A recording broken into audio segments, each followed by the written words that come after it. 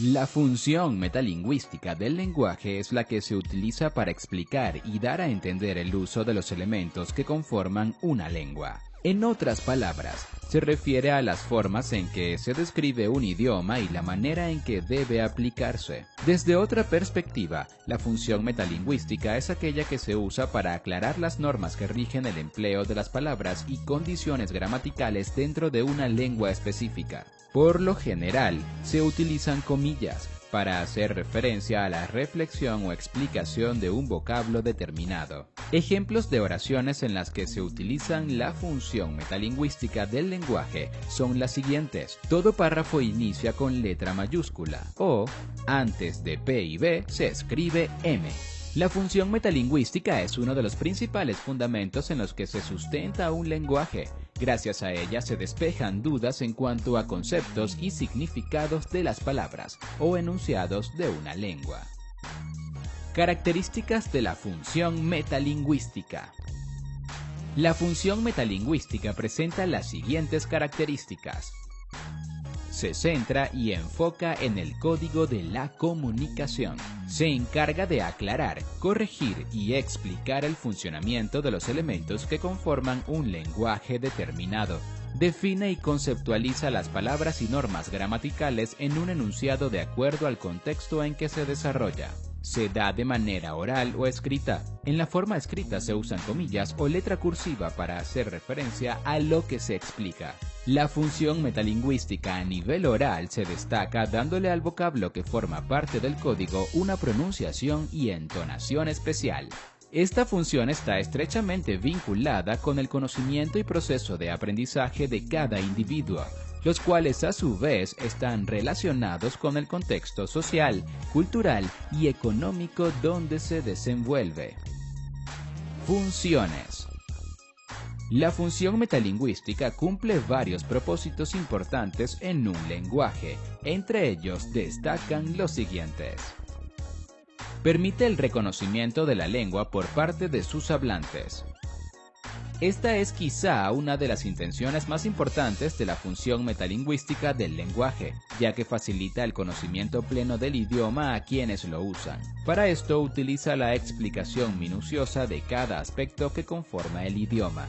Todo lo que se manifiesta por medio de esta función puede ser definido de manera simple. El sistema en sí se autosustenta sin dejar vacíos que puedan afectar a los hablantes. Permite la enseñanza de la lengua a nuevos hablantes.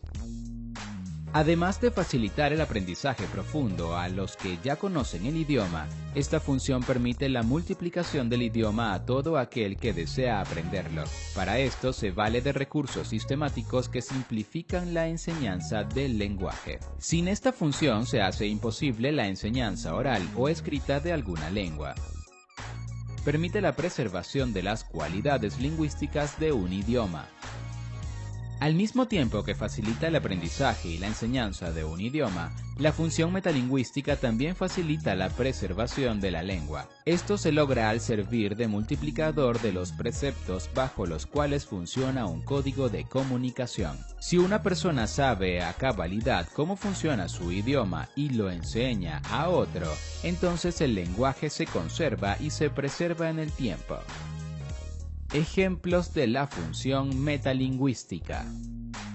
Las siguientes son ejemplos de oraciones en las que se utiliza la función metalingüística del lenguaje.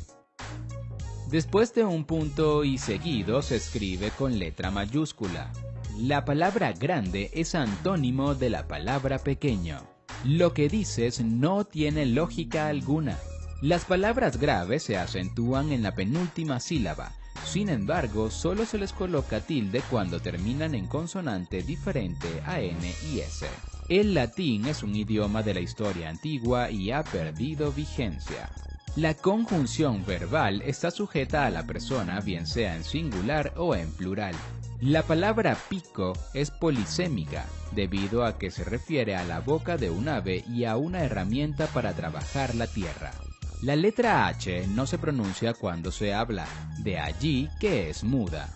La rima de las palabras en los versos está relacionada con la terminación semejante de la última sílaba. Los nombres propios siempre se escriben con la letra inicial en mayúscula. Las palabras agudas se acentúan en la última sílaba y se les coloca tilde siempre que terminen en vocal o en consonante N y S. El inglés y el alemán poseen reglas gramaticales diferentes. La función fática es una de las 6 funciones del lenguaje. Las vocales y las consonantes son los 2 tipos de letras que existen.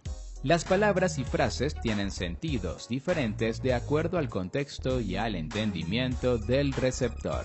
El idioma español tiene varios dialectos diferentes. En números romanos, el 50 está representado por la letra L. Las palabras caso y casa tienen 3 letras en común y suelen sonar muy similares, mas su significado es diferente. Los verbos imperativos se usan para denotar algún tipo de orden o mandato. La coma es un signo de puntuación que se emplea para pausar o separar los elementos de una enumeración.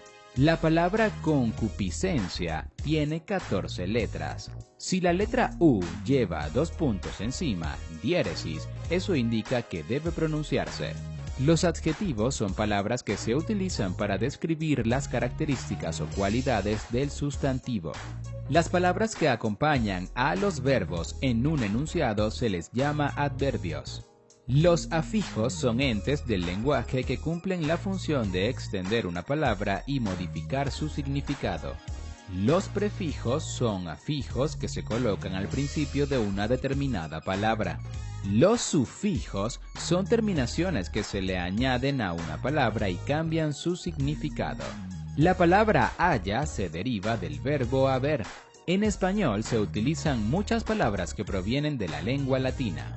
Los antónimos son aquellas palabras que tienen significado contrario u opuesto en relación a otras. El vocablo sincero es antónimo de mentiroso.